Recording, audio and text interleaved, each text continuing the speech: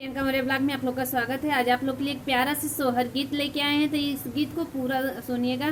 गीत अच्छा है, बहुत सुंदर है, एक बार जरूर सुनिएगा। एक हाथेली है बहुअर लोटवा, दूसरे हाथे गोबर हो। एक हाथेली है बहुअर लोटवा, दूसरे हाथे गोबर हो सासू कवाना कोठरिया हमके दे ए बुकावा नगरली पियो। हो सासू कवाना कोठरिया हमका दे ए बुकावा नगरली पियो। हो सासू जी बोलही के रहने ननद उआ बोलै हो। सासू जी बोलही के रहने ननद उठी बोलै हो। भाभी तोहरे त होई है बिटियावा, भूसौ घरली पाहो।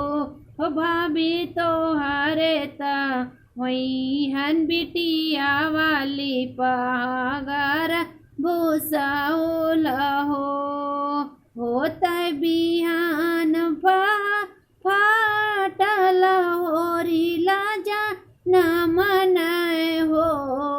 होत बिहान फाटन होरिला जा न मल हो। बहिनी बाज लाग 12 बजनमा, उठला गल सोहर हो। बहिनी बाज लाग 12 बजनमा, उठया लाग सोहर हो। सखियाँ बाज लाग 12 बजनमा, उठया लाग सोहर हो। ससुरानिया बनी गावत जेठनी बजावत हो। ससुरानिया बनी गावत जेठनी बजावत हो। बहनी एक गोड़े नाचत आवन, नदिया कंगन ले भाभी। हो बहिनी एक गोड़े नाचन, नदिया कंगन भाभी ले हो। हंसी हंसी हंसी हंसी देवन नदी कंगन मा पहनाइब, ससुरे जा तू हो।